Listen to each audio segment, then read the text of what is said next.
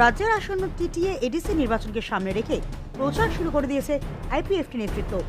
রাজ্যে বিজেপির শরিক দল হলেও এবারের এডিসি নির্বাচন আইপিএফটি এককভাবে লড়তে আগ্রহী বলে দলীয় সূত্রে জানা গিয়েছে।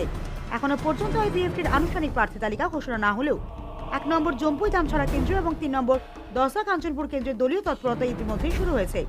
সম্ভাব্য প্রার্থীকে সামনে রেখে ওই কেন্দ্রের বিভিন্ন এলাকায় মিছিল সভা ও প্রচার কর্মসূচি চালাচ্ছেন আইপিএফটি নেতৃত্বরা।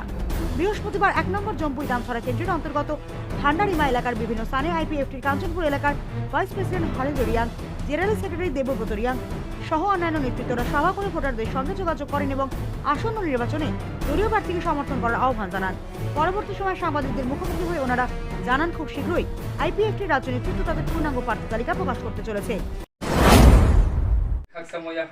মিডিয়া তাকুরনো বো ফাইনাল 2026 টিটি এডিসি সাধারণ নির্বাচন বনি বাবচং আসলে চংলেহা মাংকে সারা ত্রিপুরা বাংমা পার্টি ন তারপরে বো বাচানাই লড়াই খেনাই খে চং I54 র কেহা রিজনাল পার্টি কে রেকগনাইজ পার্টি উমনি অনুসারে চংফ প্রস্তুত দङ ইনকে চং ব্র দজা সেক্টর 8টা লোকসভা লাসমি কেহা सेक्टर 3 खालेहा एक नायो केबो जो कांचनपुर सेक्टर नायो उठी सेक्टर ता उठी खाकिने।